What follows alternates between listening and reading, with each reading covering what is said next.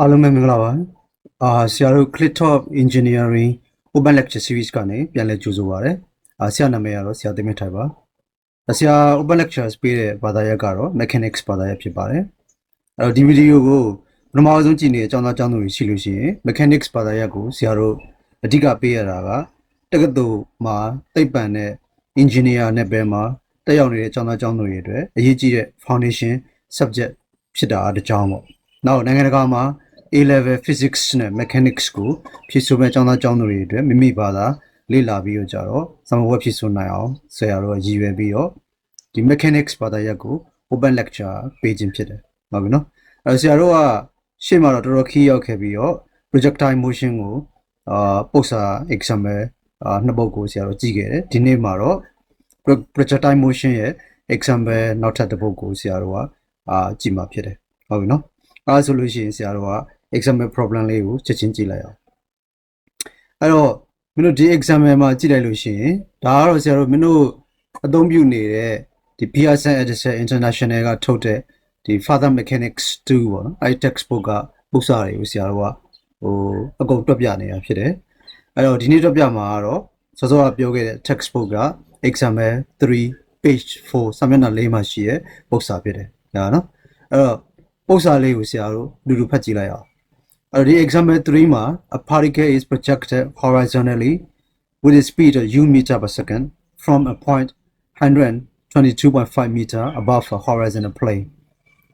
and the particle hits the plane at a point which is a horizontal distance of 90 meter from the starting point find the initial speed of the particle အဲ့တော့ပုစာကပေးထားချက်တွေကိုဆရာတို့ချက်ကြည့်အောင်ပုစာကဘာတွေပေးထားလဲဆိုလို့ရှိရင်နံပါတ်1ကသူက projected horizontally လို့ပြောတယ်ဟုတ်ပြီနော်ဒါဆို horizontal project လုပ်တယ်ဆိုတော့ဘာပြောချင်တာလဲဆိုတော့ y direction မှာinitial velocity မရှိဘူး x direction ကိုပဲ initial velocity u နဲ့ဆရာတို့ကပြစ်လိုက်တယ်ပေါ့ဟုတ်တယ်နော်အဲ့တော့မှပြစ်လိုက်တဲ့ height ကဘယ်လောက်လဲဆိုရင်122.5 meter above horizontal plane အဲ့ horizontal plane ကနေ125.5 meter အဲ့တော့ဆိုလိုတဲ့ဘောက projectile စပစ်လိုက်တဲ့အမြင့်ဒီ horizontal ကနေပြီးတော့122.5 meter နဲ့ပစ်လိုက်တယ်အဲ့ပြီးတော့ဆရာတို့က particle hits the plane at a point which is a horizontal distance of 90 meter အဲ့ဒါ particle ကဆိုတော့ horizontal plane ကိုရိုက်တဲ့အချိန်မှာသူဘာပေးထားလဲဆိုတော့ horizontal distance ဆို x distance 90 meter ကိုပေးထားတယ်အဲ့ဒါ starting point ကနေဟာနော်အဲ့တော့ဒီပုဒ်စာမင်းတို့ပုံမှန်ကြည့်လိုက်လို့ရှိရင်ဆရာ projectile ဒီနေရာကနေစပြီးတော့ particle ထွက်လာတာပေါ့ထွက်လာသူက horizontally လို့ပြောတဲ့အတွက်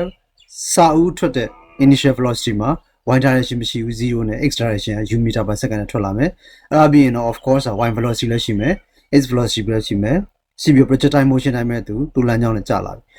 ပြီးတော့ဒီ horizontal ဒီ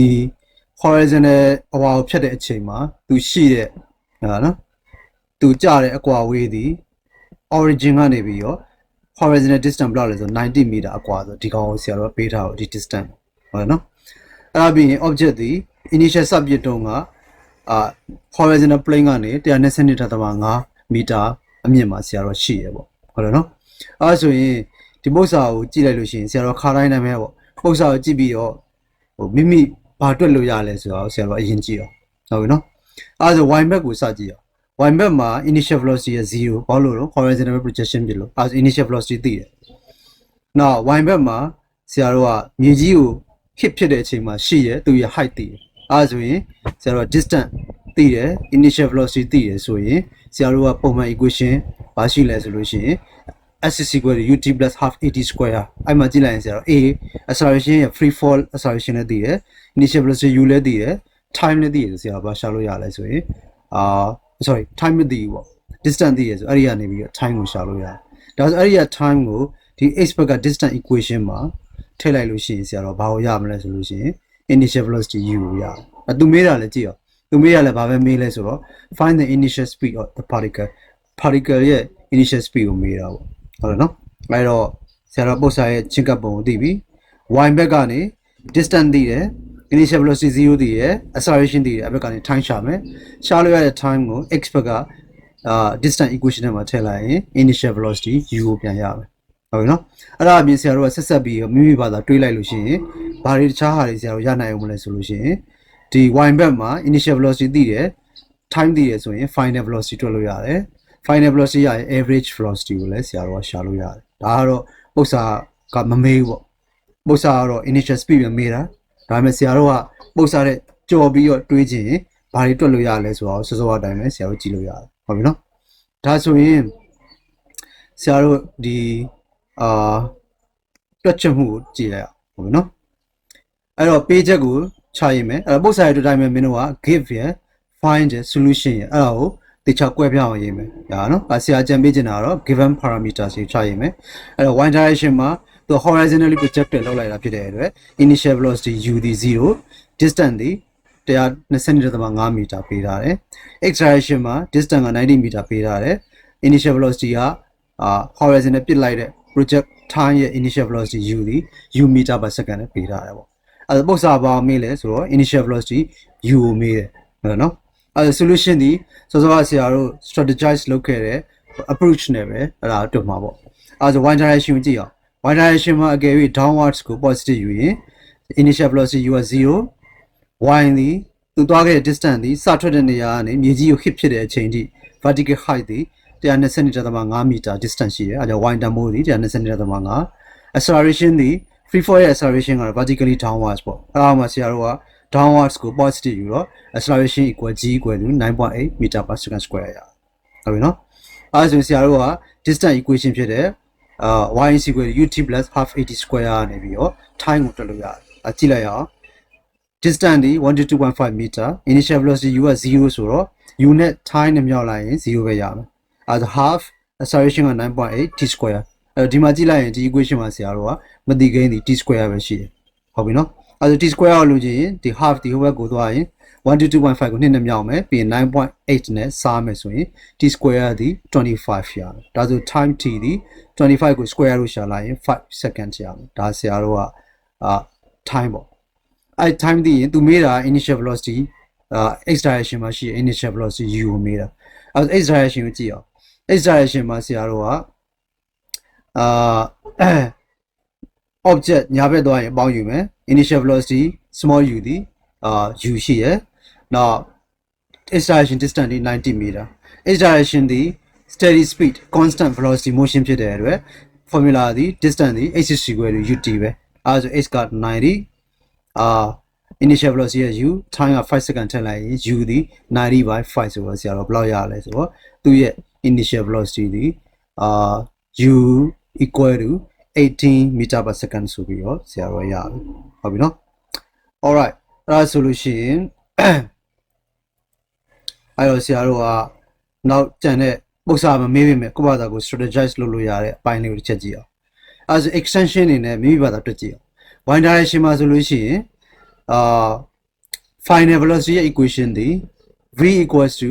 u plus 18နဲ့တွက်လို့ရတယ်အဲ့မှာ a လည်းတည်ရ time လည်းတည်ရ u လည်းတည်ရဆို v ရှာလို့ရပြီပေါ့အဲ့တော့အစားထိုးကြည့်အောင်v equal to u က0 plus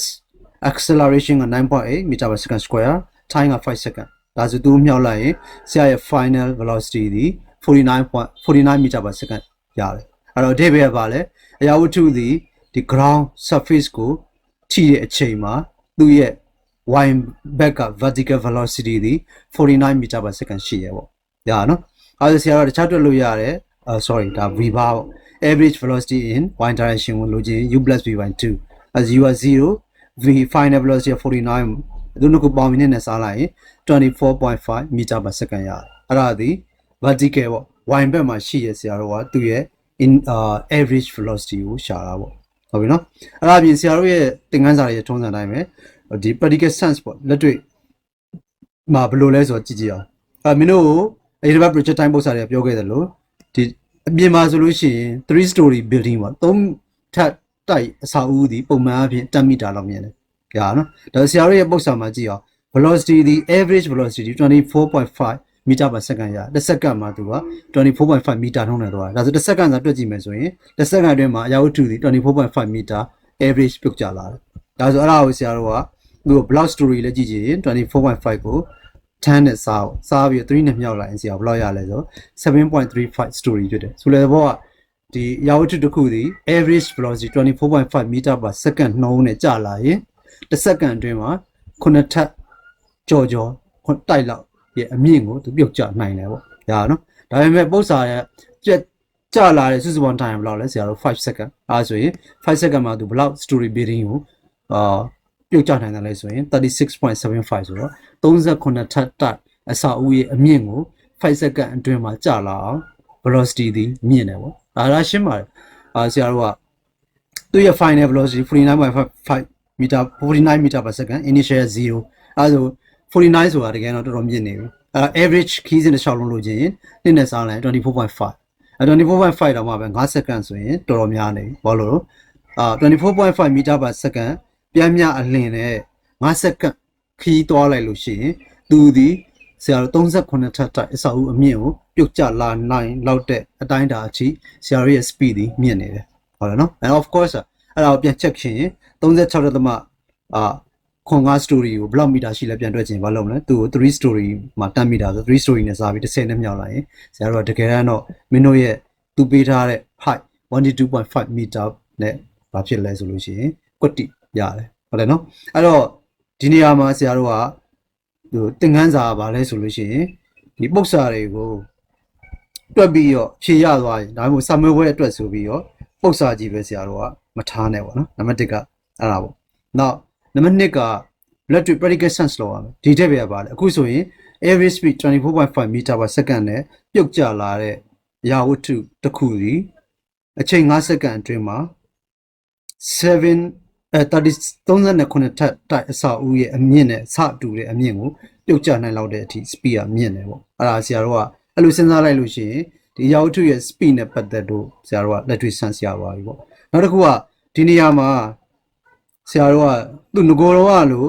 initial final speed 49 ပါ49ရာဝတ္ထုရဲ့ speed ဒီအဲ့မှာ0နဲ့နောက်ဆုံးမှာဖြည်းဖြည်းချင်းအောက်ရောက်လေလာလေပြီးရင်မြေပြင်ကိုရတဲ့အချိန်မှာ49 meter per second ရှိဒါဆိုဆရာတို့က electric sense ဆိုတဲ့အချိန်မှာ49 per second နဲ့ sense လုပ်မယ်ဆိုလို့ရှိရင် of course အဲ့ဒါလည်းဆရာတို့အသုံးရှိတာပေါ့ဆိုလည်းတော့ရာဝတ္ထုမြေကြီးကိုကြာချင်းရှိတဲ့ speed ဒီ49 meter per second အဲ့ဒါကိုသိချင်ရအောင်လေပေါ့ဘောလို့အဲ့ဒီ pitch ပြင်အားကိုဆရာတို့သိရအောင်ဒါပေမဲ့ physics တစ်ချောင်းလုံးကြည့်ချင်ကြတော့ဆရာတို့က average speed ကြည့်လို့ average speed နဲ့5 second သွားရင်ဘယ်လောက်ခီးရမယ်ဆိုတာကိုစဉ်းစားနိုင်ကြလို့ဆရာတို့ပြီးတော့ electric sense နဲ့ electric နဲ့နှီးစက်တယ်အားကြောင့်လို့ဆရာတို့ကဒီပု္ပ္ပာကိုအကဲခတ်လိုက်ပြီးတော့ပု္ပ္ပာကို electric sense အားလည်းတော့ရနိုင်မလဲဆိုတာထုတ်ယူနိုင်တဲ့စွမ်းဆောင်ရည်ပေါ့နော် scale ပေါ့ဆရာတို့ပို့ပြီးတော့ရေးဒီနေရာမှာမင်းတို့အခု pitch တွက်လိုက်တာလေဆရာတို့ရဲ့ sense ဒီ speed နဲ့သွားနေ39ထပ်တိုက်စားကိုအဲ့အမြင့်ကို5 second လောက်အတွင်းပြုတ်ချလို့ရအောင် speed မြင့်တယ်လို့ဆရာတို့ကသိတာပေါ့ဟုတ်ပြီနော် okay အဲ့ဒါဒီဟို international ပဲ Further Mechanics 2 Pearson ဘာထုတ်တဲ့ support ရဲ့ exam 2ကိုတွက်ပြတာနောက်သင်ခန်းစာတွေမှာလည်းဆရာကဒီ exam တွေကို exercise တွေကိုပြောင်းမှာဖြစ်တယ်ဆရာတို့ရဲ့ channel ကို subscribe လုပ်မယ်ပြီးရင်မိမိပါတာတွက်ကြည့်ကြပါပေါ့နော်အဲ့ဒါအပြင်ဆရာတို့ကနောက်ထပ်ဒီ video ကြည့်လာနေပြီဆရာတို့ပြင်လာတော့ဆရာတို့ရဲ့အားသာချက်ဒီ trace sense ပါအောင်ပုံစံတွေကိုချင်းကတ်တဲ့အချိန်မှာဘယ်လိုလဲဒီလက်တွေဘယ်လိုချရလဲဆိုတာကိုသင်ရှင်းအောင်ဆရာတို့ကရှင်းလင်းပြီးတော့တင်ဆက်တာပေါ့နော်အဲ့ဒါကြတော့နောက်ပြီးရင် textbook ကစာတွေအားလုံးကိုလည်းဆရာတို့ကတွက်ပြဖြစ်တယ်ပဲအားလုံးဆရာတို့ channel ကို subscribe လုပ်ပြီးတော့အကြောင်းနဲ့လိုက်ကြပါပေါ့နော်နောက်တစ်ခုကအဲ့ဒါပြင်ဒီပညာရပ်တွေကိုဒီအများပြည်သူပေါ့နော်အားလုံးလေ့လာလို့ရအောင်ဆရာ open ပေးနေတာလေဆရာတို့ရဲ့ရွေးချက်ဖြစ်တယ်အားကြောင့်မလို့ဆရာ channel ကို subscribe လုပ်ပြီးတော့အားလုံးကြည့်ဖို့ရပဲဖိတ်ခေါ်ပါတယ်အားလုံးဒီနေ့ကတော့တော့ပါပဲဒီပါပဲနောက်ကွန်းဆက်